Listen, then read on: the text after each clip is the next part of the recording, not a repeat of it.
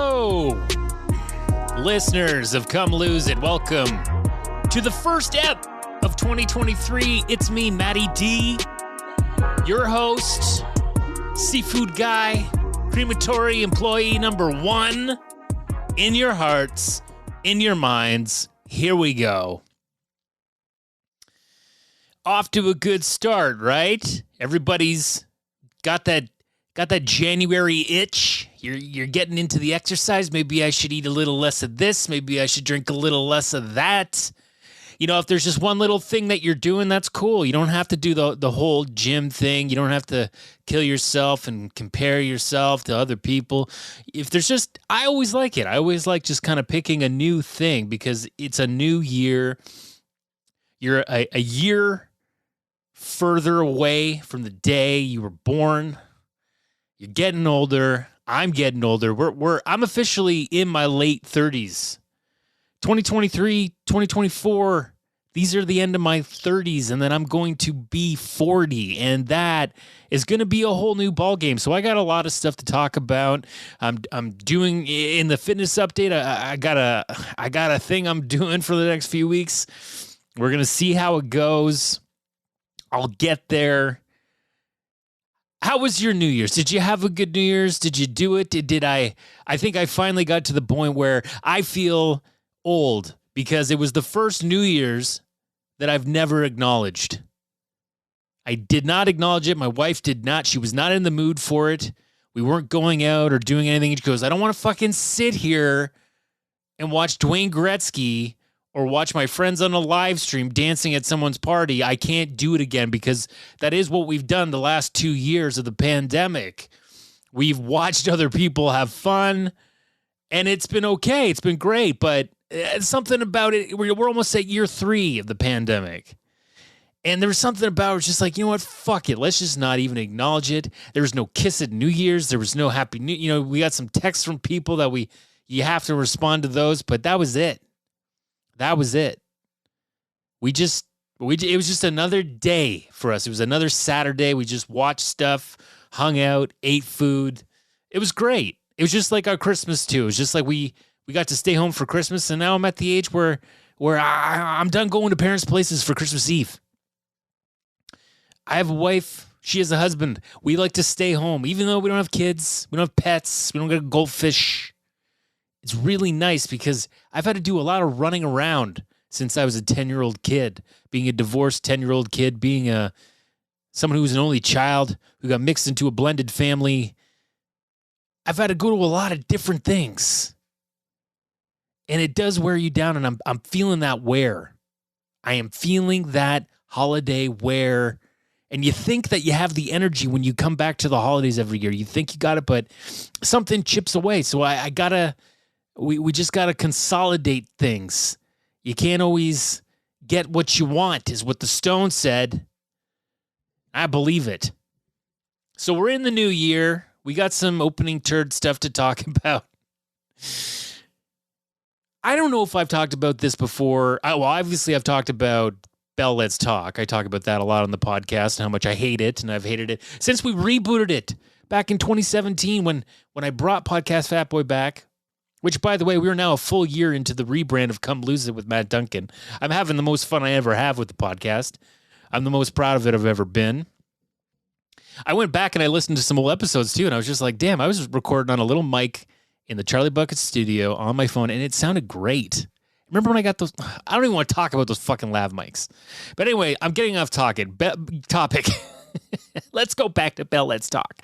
Didn't I not say on a previous podcast what they need to do is stop the fucking retweet bullshit and just fucking pay a little bit more than you get from these retweets every year, and just commit that way. Don't turn it into some social media gimmick where everybody's saying, well, what's the big deal? Come on, Bell, let's talk. Don't be afraid to talk about your problems publicly. So they finally did. This is the year they said, you know what, we're not going to do the retweet thing. They're just going to usually make about 8 million, which is, I'm pretty shocked that they make 8 million. That's a lot of fucking retweeting.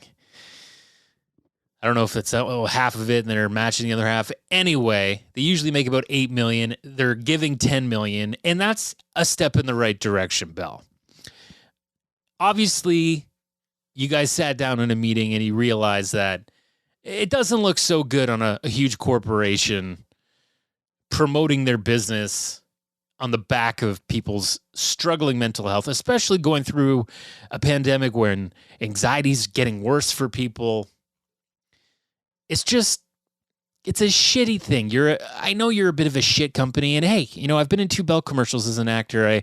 I'm very grateful for being in them and getting paid, because I like to get that Hollywood sniff, That's the one thing when you do a commercial, and I know I've talked a lot about it, is like, I don't know if commercials are in showbiz or is it an advertising thing, but when you get those residuals, that's that Hollywood sniff. Okay, you get some of that green Hollywood sniff. And I just got a nice check from an American commercial I did. So it's been playing in the States. If you're in the States, if you're in America, I am in a Frontier ad, which is a cable company there. You've been seeing me for the last couple of years. And they picked it up again, which is it never happens to me. I'm never the guy that gets the commercial. I've done a lot of commercials, a lot. But I never get the ones that give you all the residuals and you get it for 3 years. And I've heard actors talking about how they're so dependent on their commercials, whether it's voice or TV, getting picked up year after year for their income. And I'm like, what? I barely make it out of the minimum 6 months. Rarely. So it's been cool to finally have an American commercial that's panned out for me a little bit, because I've had 2 American commercials that didn't fucking air. And, you're getting promised all this money. All I got paid for was a session because it didn't air. They cut me. They cut my spot twice. So when this is my 3rd American National, I said, I ain't going to fucking hold a flame to this job. We'll see. And sure enough, that first year I was like, it's a little bit better than a Canadian spot. A little bit. But now that Hollywood sniff came around, that fucking Hollywood sniff came around in the 2nd year, and now it's that American job. Now, granted, it's not like the old days with American nationals in the commercial world. It's not like the old days where you're making $84K, $100K buying a house with your residual. It ain't like that. But it's given me some breathing room. If my day job isn't bringing in the money, it's always a bit of a slow start for that job that I have. So it gives me a little bit of room, gives me a little bit of time to breathe at the beginning of the year, the first quarter of the year, which I'm happy about. That made me feel a lot better starting the year that way, so that I can kind of focus maybe on some health things, I'll get into that in the fitness update. I got a lot to talk about in the fitness update. So I'm going to try and it's the first, it's episode 91. It's the first episode of 2023. We're technically going into the 10th year of the podcast when I did the first recording in Manitoba in October of 2013. But we'll call it 2014 because that was episode 1 of Podcast Fat Boy. And it's funny, if you go back to that first episode where I had Dr. Alex Schwartz on, my old high school buddy, who was going to kind of check in and see how I'd get him on. I haven't seen him since. I haven't seen him in 9 years. And it's just, the way it goes. It's no ill will. I see him on social media or whatever sometimes, but he never checked back in, especially because after 7 episodes, I stopped for 2 years. So it's not on him. It's not on me. He became a doctor. But he said right in that thing, it's diet, because I have no problem with working out. I've been working out a lot. But the diet thing, the mindless snacking seems to be my big problem. And also alcohol. Sometimes I drink a little too much booze. So I got some big things coming up in the next 3 weeks here, and we're going to talk about that more. About that just before we move on to some birthdays, because it's a new year and people need a little bit of that birthday twizzle. You need a little bit of that birthday twizzle. I'll tell you, on New Year's, my wife and I ate a gummy. These gummies are low dose. barely over 6 milligrams. For gummy people in the marijuana world, these don't do anything for them. But if your brain's on fire, like our brains are, you just need a little touch. And that brain on fire will do the rest. So I like to think that if I do a 6 milligram edible, it's on par with someone doing a 25 milligram edible. It can really go that way for me because I have to give up that control for a bit and then my brain starts to melt. But it's been nice. It's been nice. You know, it's a slight buzz. You're maybe stoned for 2 hours and then it's gone. And you get on the other downside of it and it's over. So we're having these gummies and we've been watching Chippendales. There's like this Chippendales show. I didn't really know anything about Chippendales, but Kumail Nanjiani has this show about the miniseries about Chippendales and the history of it, and he plays the guy who created it and how it ended in tragedy and murder, and it's a pretty crazy story. Juliette Lewis is in it, right? And Juliette Lewis, I love Juliette Lewis, but she's a fucking weirdo. There's something just strange about Juliette Lewis that it's great to see someone, especially a female in Hollywood, weird like that, done great roles, great movies. But there's one movie, and you can't make these movies anymore, but she was in a movie called The Other Sister where she played someone, I'm not going to say she had Down syndrome, but she was developmentally challenged.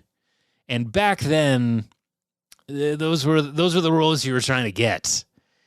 And Giovanni Ribisi was also playing someone. They're playing a couple of developmentally challenged people, let's just say.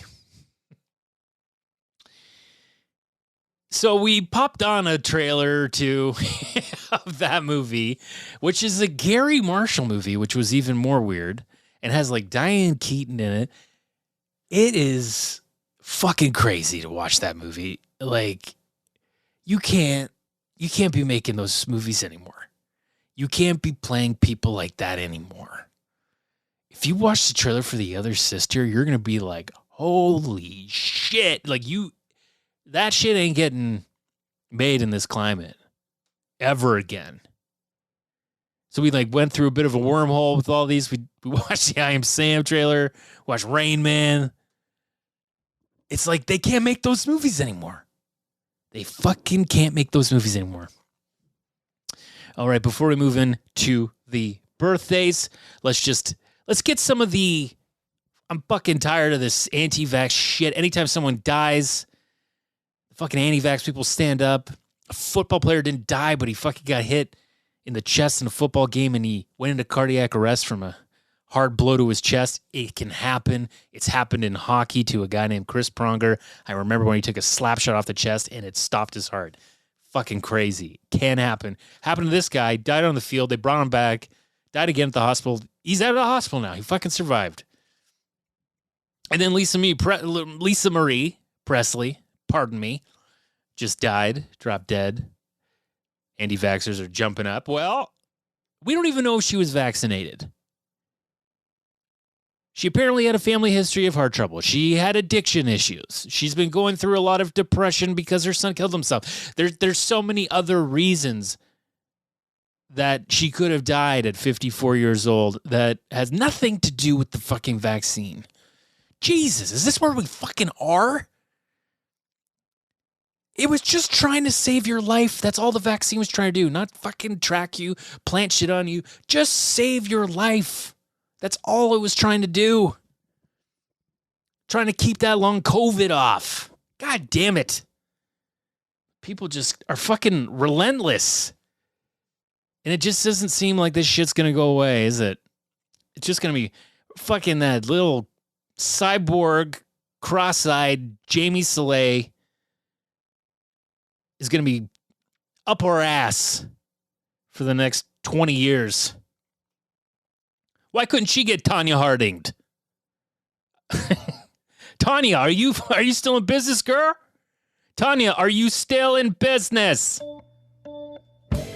All right, we got some birthdays. Not a lot of hot ones here, but Lin-Manuel Miranda is 43. You know him as the creator of Hamilton. I haven't seen Hamilton. I know you can watch it online now. They did it's not the same. And if I'm going to see Hamilton, I want to see it with the original guy. I don't want to see... You gotta get that opportunity, and I'm not that interested, I got no problem with musicals, but he's 43. I feel like it's overhyped. Happy birthday. John Carpenter. I always think this guy's dead. Why do I? He's still alive. John Carpenter, 75 years old. Original Halloween. The Thing. The guy's fucking great. And if you watch any interview with John Carpenter, he does not give a shit about showbiz or fucking the press and anything. That's what's fucking awesome about John Carpenter. I hope he's not a prick to work for. I hope he's just like a solid director that doesn't belittle you like, I don't know, Ivan Reitman would. Ethel Merman. She died the year of my birth, 38 years ago. She'd be like 113 or something now. Ethel Merman, come on, she's a legend, folks. You gotta honor these people even when they're gone. Like Aaliyah. Aaliyah, who died like a week or two before 9/11. She'd be like 43 today, 44. Dear God. Who else we got on the docket here? Mason Gamble. You're not going to know his name. You ain't going to know his name. He's 37 today. What do you think he did? I could tell right away looking at his face. Mason Gamble was Dennis the Menace. You know, you love it. Walter Matthau, back in 93 or something like that. I remember that movie. I think I own that movie on VHS. Mason Gamble, you little prick. There was a lot of little prick kid movies that came out in the early 90s. Problem Child. Just little bastards. And now as you get older and you have to be around kids and see how they are, I don't know if I have the willpower to watch those movies in my adult years. I don't know if I do. Who else is there? What do we got here? David Chokachi? David Chokachi. You might remember him. He's 55 from Baywatch. You remember him. Mid-90s. He wasn't an original dude, but he came in. He finished it off. Heroin chic pioneer Kate Moss is 49 today. Kate Moss. Did she date Johnny Depp? She did. Yeah, because she talked on the trial. I kind of see a similarity between them in looks, which is a little perverse. I gotta say, Johnny, it's a little perverse. You and Kate Moss look a bit alike. You kind of got those eyes. And, I'll give you an entertainment one. Paul Blart came out in 2009. Paul Blart Mall Cop, which pretty much solidified that Kevin James is someone we can't take seriously ever again. Fitness update. All right, guys, let's get to this fitness update. There is a lot for me to get to today. Oh, God. Okay. As you know, it being like the first pod of the year, a lot of pressure on fitness podcasts to have resolutions, to be getting on a new routine. I'll just tell you some of the things that I purchased. I did buy some leg weights to put on my ankles so that I can do some, sometimes I like to just jump around, jump up, and get down, jump. Sometimes I just like to put on some music and jump around. It's funny, I have a playlist for it, but I don't have that song on it. I should put that song on it. So I got some leg weights just so that I can add a little bit of resistance, light resistance. I'm always looking for something. I'm not getting a weighted vest or anything yet, but it's good to put a little bit more on because, going into the end of the year of 22 and then into January, I was working out a lot. Okay. I think I worked out maybe 10 to 12 days straight, which is pretty crazy for me. And it's something I don't recommend because you do need rest days. And that is the problem with the Apple Watch. the fitness part of it is it doesn't encourage rest days at all. And it kind of shames you when you do take one. And that's always bothered me. There's new apps coming out now for the Apple Watch and for Apple that are a little more catering to the rest day, which is just important for your body, your mind. You need to heal. You need to heal. I like to exercise. I like to feel that pain. I like to feel that like, oh, I want to stop. I like getting that feeling because I know there's relief. I know this is a small period of time and there's going to be relief, you know? So I like that, but I've been working out all this time and the diet thing for me, my wife brought it up the other day, but it's like, I think I get into these grooves of mindless snacking because you got a lot of shit on your mind. If you live in this time, you've got shit on your mind. And sometimes I'll like finish a workout and I'll go into the kitchen and I'll get some hummus and I'll get some like crackers or I'll get, whatever. I'll be dipping. I've got some carrot, whatever, and then I'll just be dipping and eating. And by the end of the day, you're eating too much hummus. You're eating chips, whatever. I've got a problem with that. And then I've got a problem with, like, we had Indian food the other night, and it's like, I couldn't stop eating it. It was hurting me. And I was like, fuck, I could probably stop, So I've been seeing these ads, and I've been thinking about fasting for a long time. Now, I know. Everybody has an opinion about body fasting, intermittent fasting. But I'm going to try it. There's one called Body Fast. I looked into it. I took a peek around. It's not on you to count calories. It's just like trying to get you to consistently stay to certain times where you eat and you don't eat. Doesn't really bring calories into it. It gives you recipes for food if you want to eat healthier and stuff.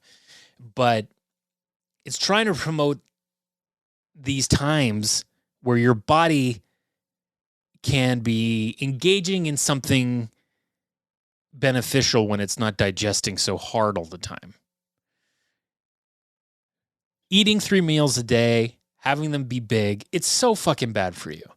And then like the small meals, whatever. Like I'm on the fence with the small meals several times a day. I don't want to fucking eat all day. I don't. And I kind of do fast a little bit. Because the way it's set up, you put in information, they ask you a bunch of questions and everything, and then it's like, okay, well, why don't you do the beginner one? Let's ease you into fasting. And all it really is like, I just got to have my last meal by 8 p.m.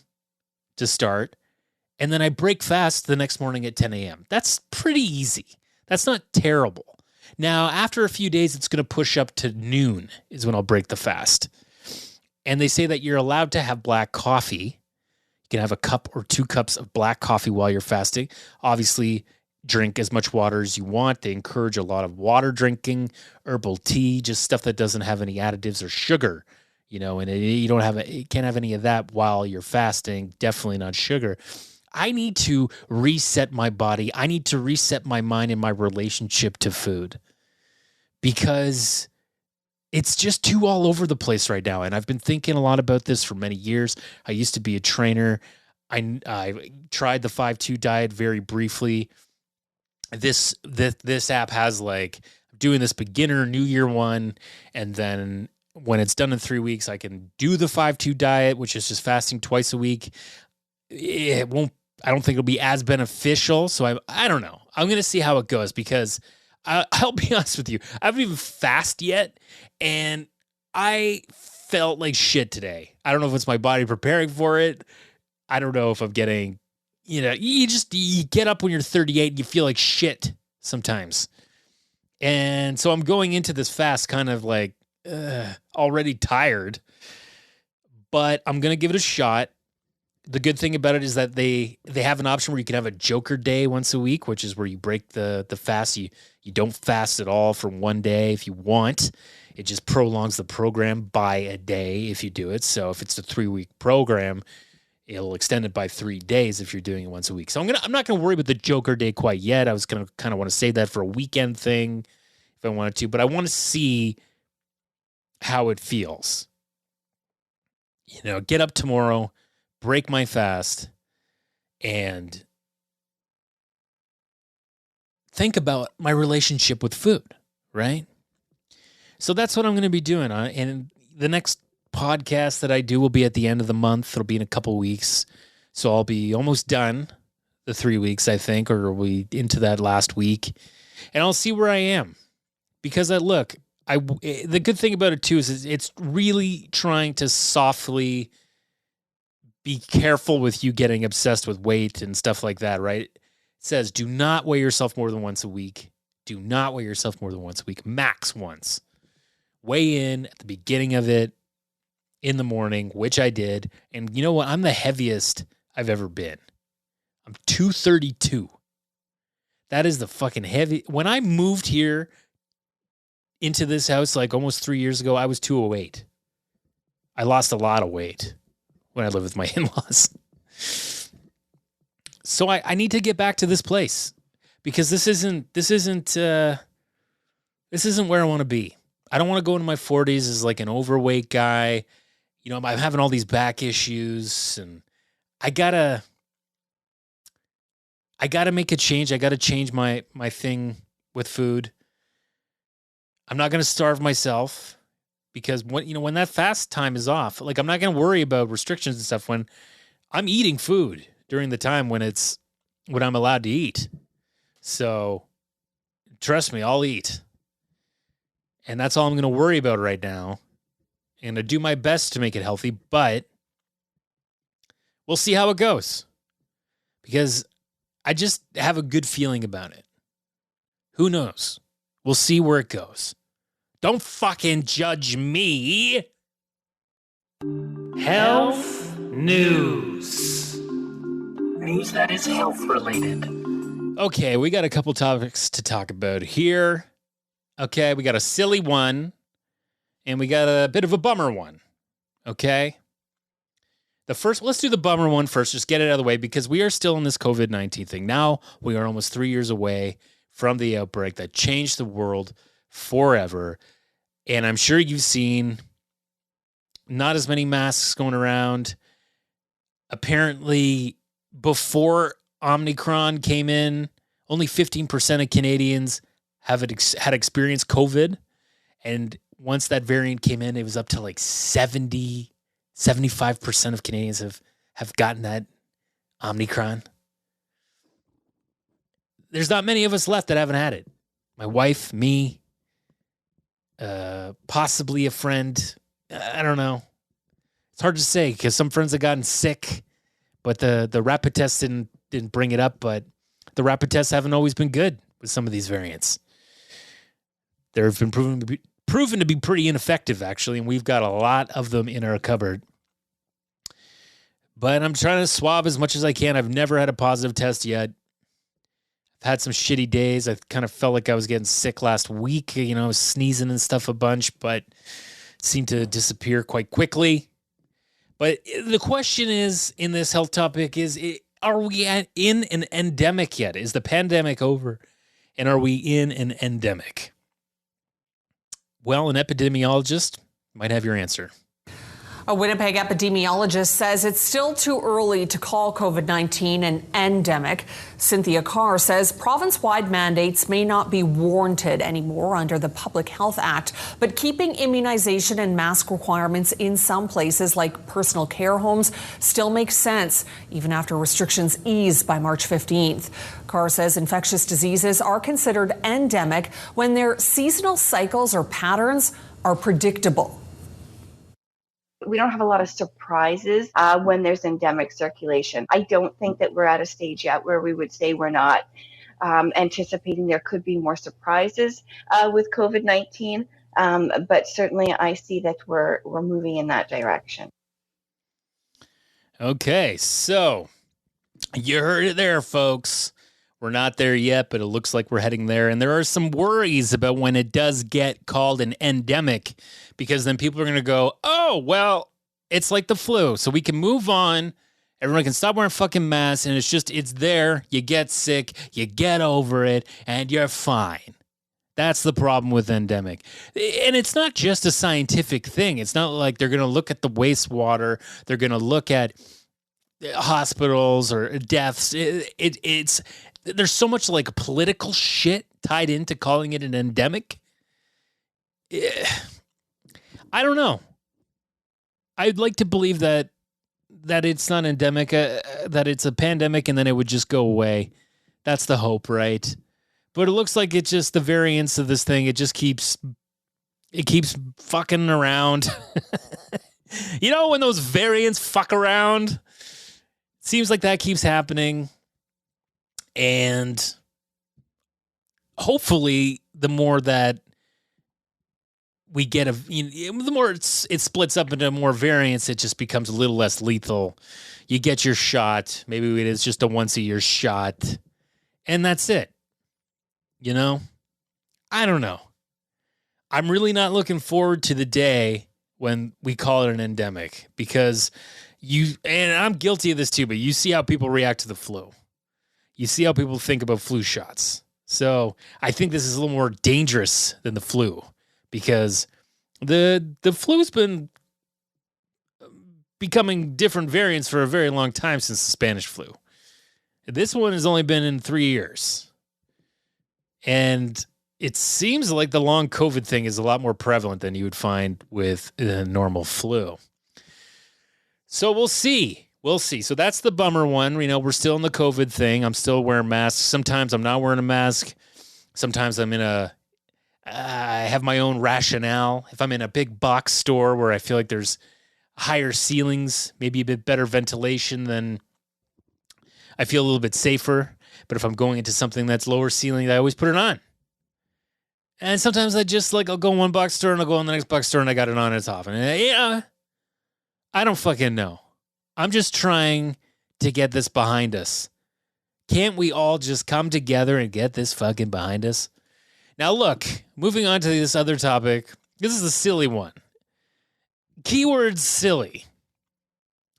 You know what? I'll let CNN tell you what I'm talking about.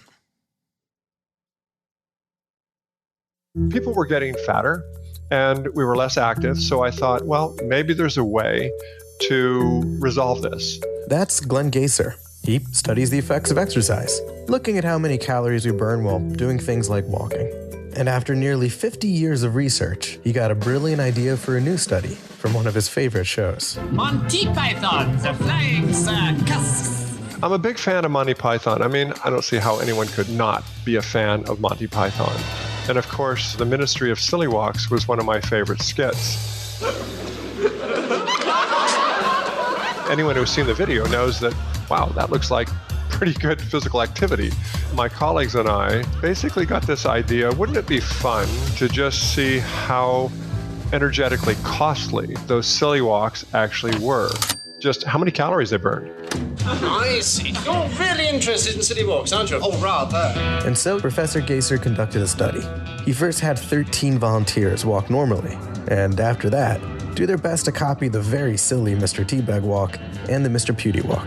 They watched the video, chuckled a little bit, like, you really want me to do this? Ventilation and gas exchange will record it to measure how much energy they used and calculate how many calories they burned. They had a lot of fun with it. As a matter of fact, I could hear some chuckles underneath the face mask while they were walking. It took me a half a century to come to this, all right? You know, my life's work has been building up to this, and it took that long. After measuring the results of the study, it turns out the Mr. Pewdie walk is about as intense as walking normally. It's not particularly silly, is it? But the Mr. Teabag walk? It turned out they were basically burning calories at about 2.5 times the rate of normal walking, which is actually quite extraordinary. To give you some perspective on this, walking Mr. Teabag style was actually the equivalent or very similar to running at about 5 or 6 miles per hour. If someone just did approximately 11 minutes per day of Mr. Teabag style high energy walking, they would meet the public health guidelines for vigorous intensity physical activity. Wow. Okay. So, so this guy saw the silly walk on Monty Python and he said, hey, that looks pretty fucking good for you. Let's throw some people in a lab, get them doing that silly walk. I don't want to see people out in parks and streets. I don't want to see the silly walk thing going on.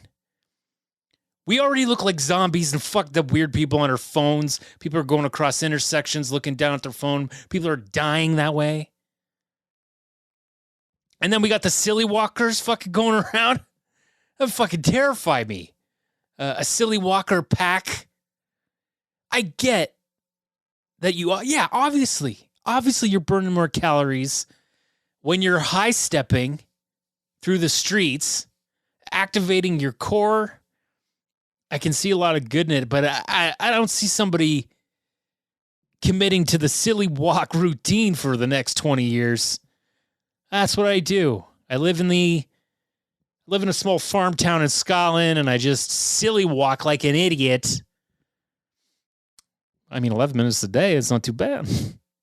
Vigorous activity. Do for 11. I can just feel my back popping. I can feel it. So that's from CNN. As always, I post the health topics into the show notes so that you can click and you can read and you can watch yourself and make your own opinions, because I'm not here to tell you what is right and what is wrong. I am just an actor, a dummy, someone that has been obsessed with health and fitness since he was a young boy running cross country at Wells Street Public School in Aurora, which is now a fucking loft.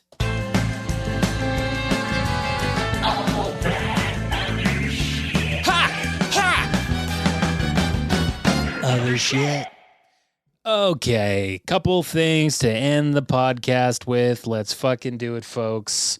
What do I got that you don't have? Well, there's an article, I think it was in the New York Magazine, and this came out about Nepo babies, and boy, oh boy, did it upset some celebrities that are Nepo babies. Now, a Nepo baby is someone whose parents are in showbiz or whatever, and they kind of had to step up to get into the business, right? And people like Jamie Lee Curtis have come out and like they are this disenfranchised group of people that have had it hard, and it's not. I'm not saying it ain't hard. And listen, I love Nepo babies. If you are a true fan of Hollywood, if you've been reading those gossip rags like I have since my grandma had them beside her toilet when I was a little kid, you love Nepo babies. Nepo babies, like Hollywood is the one you can have parents that are. Look at Tom Hanks. His parents were normal, middle class to poor people. He became something. He gave birth to some Nepo babies. He created his own royal family out of nowhere. And that's all it is. And here's my thing. I do love Nepo babies. And I think, your dad's Kirk Douglas, Michael Douglas, like use his connections. Of course. If you got a Nepo father, you're going to use those connections. But it's not even just the connections that are valuable here, folks. As someone that is in this biz a little bit and doesn't have any of those Nepo baby blues. It's the wealth of knowledge that they have. It's not so much who they know or who can get you to produce this for you or that, or it's knowing the industry in a way that other people don't, from the inside out. Tom Cruise, well, let's not think about his kids. Tom Hanks. Tom Hanks knows everything about the biz. There's no secrets to him. He knows everything that goes on. Steven Spielberg's kids. So you know what doors not to go through and knock on, things like that. That is something I didn't have. All my parents knew was that it's hard. This is a hard industry. Very few people make it. That's all they knew. But they didn't know, like, the ins and outs of some casting directors and, they like this, they like that. You know, you want to get something picked up for a pilot. They have so much information.